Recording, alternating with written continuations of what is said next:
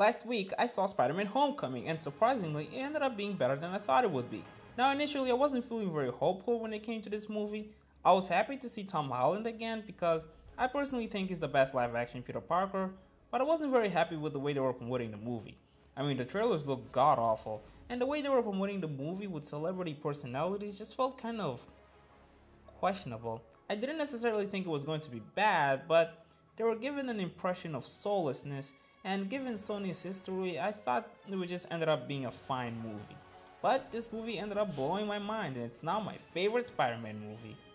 Well, actually that's debatable. Perhaps that's a topic for another day. This movie is very high school driven more than any other Spider-Man movie, which I know some people are sick of seeing a teenage version of Peter Parker, but for me personally, I was happy to finally see Peter Parker heavily dealing with high school stuff. Peter Parker was great. Tom Holland is undeniably my favorite live-action portrayal of Peter Parker. He captures the awkwardness and nerdiness of Tobey Maguire, while also simultaneously capturing the quips and energy of Andrew Garfield. He's also the most believable teenager, not just because of the actor's actual age, but also because of the way he behaves, from his fanboyish enthusiasm to the way he realistically complains and shows his concern.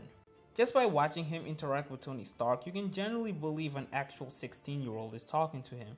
His suit was probably the best suit out of all the Spider-Man movies, not necessarily because of the way it looks, but more because of how it makes Spider-Man a more realistic character. Now you won't complain that a poor teenager was capable of creating web shooters and designing the suit he wears, because it was all provided by Tony Stark. Now if we're going to talk about what's the best Spider-Man suit in terms of aesthetics and design, I'd have to go with the one from The Amazing Spider-Man 2. Tony Stark served as kind of a role model for Peter Parker. He was still kind of an asshole, but you can tell how much extra care he puts to Peter's life and safety, and how the events of Age of Ultron traumatized him. Aunt May was a little different from the usual Aunt May I'm used to. Here she's more casual, but she still gives so much support to Peter, which has always been her best trait. Ned was a fun character to watch. At times, he was a little too fanboyish, and I wish he had shown more concern for Peter's life given the danger he puts himself in, but it did offer some funny moments. I find him to be a more appropriate friend to Peter Parker than Harry. I like Harry, but their relationship has always baffled me. It always seemed like the only reason they're friends is that they know each other for a long time. Ned, however, has much better chemistry with Peter. They're both geeky and losers, and Ned serves as kind of a confidence booster to Peter in certain situations, even if some of those moments were pretty awkward. The Vulture was pretty cool. He had a somewhat understandable motivation, and as the movie went on, he became more and more of a badass. Liz Allen was fine, I guess. She wasn't very memorable, if I had to be honest, but at least she was a passable love interest, I guess. As for Michelle, we'll get to her later. Initially, the humor was kind of weak, but trust me, as the movie goes on, it becomes much funnier.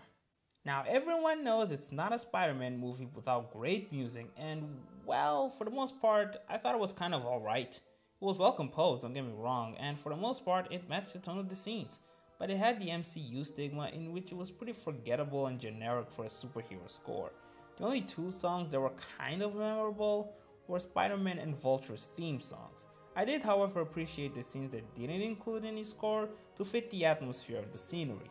I don't want to spoil much, but those scenes involve Spider-Man being on top of a monument and a certain explosion that happened during, well, I'm not going to tell you when, but if you've seen the movie then you'll know what I'm talking about. I like how the battle was street-centered. I enjoy Spider-Man better when he's fighting against mobsters than when he's fighting against huge powerful people. I mean, they're fun and exciting and all, but I'm more familiar with Spider-Man when he's on the streets. I love how the movie made Spider-Man imperfect. I eventually appreciate the moments when Spider-Man would screw up and try to pick himself up again. It makes him even more of a relatable Avengers wannabe that we fell in love with. In terms of the fight scenes, they were entertaining in a way, and the Spider-Man swings were well shot, but to be honest, I didn't pay too much attention to the choreography.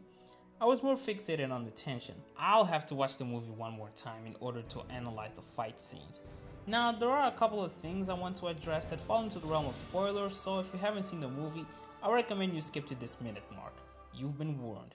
Now, Michelle in this movie was a fun character to watch.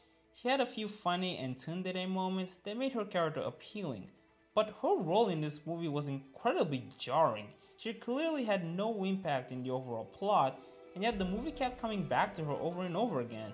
By the end, we ended up learning that it's because she might end up being a potential love interest of Peter, which was implied by the fact that her initials are MJ, and while I can appreciate her decision to build her character up for later movies, I still would have appreciated if her character didn't feel so forced. Around the end of the movie, Peter ended up saving the Vulture's life after nearly dying, and during the end credit scene, the Vulture decided to protect Peter's identity from a few criminals, which I thought was something cool of him. Speaking of the Vulture, I was discussing with someone else about whether or not the Vulture's character had clear motivation, which for me, I thought the movie dropped a few clues to give us an idea of what's going on inside the Vulture's head. Like how he's a remorsefulest sociopath and how he wants to provide to his family. However, one thing I can agree with is that the movie didn't do a great job fleshing out his professional background.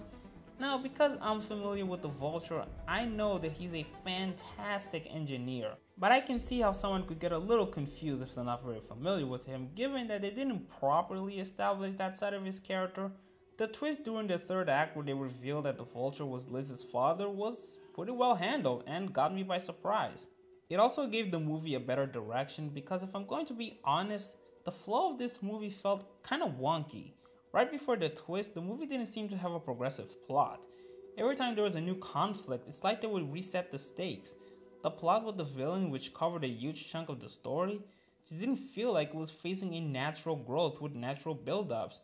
It was like I was watching several different overarching episodes nicely put together. I will, however, appreciate the fact that Peter's side plot with Tony Stark, which also served a huge role in this movie, felt progressively natural, and both the characters were being naturally developed. And if I'm going to be completely, fairly honest, this wasn't a huge problem for me, because the story still ended up feeling focused and coherent, unlike some movies. Now, one thing that really turned me off about this movie was the casting. This is undeniably the most racially diverse Spider-Man cast ever.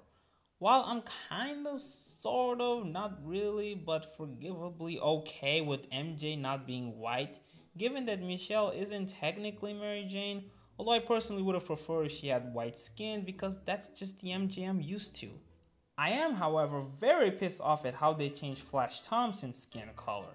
His change of race was incredibly distracting and unnecessary. He didn't have a big enough body shape, and also this is something that every Spider-Man movie seems to screw it up. Flash has blonde hair. Why is that so hard to get it right?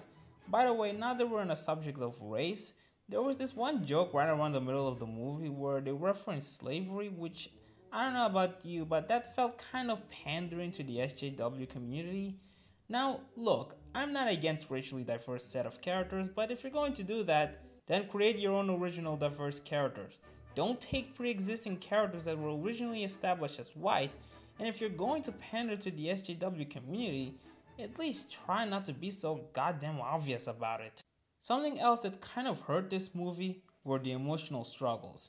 Now, one thing I've always loved about the previous Spider-Man movies is how Peter goes through some emotionally heavy stuff, like coping with the death of his uncle's self-identity, finding his uncle's killer, trying to unravel the mystery surrounding his parents, and other big struggles.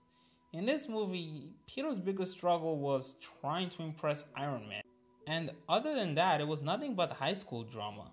Now, don't get me wrong, at the end of the day, it was a nice and engaging journey, but Peter's struggles in this movie aren't nearly as emotionally stressful as in the previous movies. Heck, even in the Spectacular Spider-Man cartoon, a show for kids by the way, Peter had to fight to earn enough money to help Aunt May with the bills, which is way more stressful than whatever Peter was going through in this movie. But overall, I thought it was a great movie. I'm not sure if this is my favorite Spider-Man movie, but I will say that it's at least my second favorite. Also, this movie has the best end credits scene of the Marvel Cinematic Universe. No words, just see it for yourself. Anyway, I hope you guys enjoyed this video. Bye for now.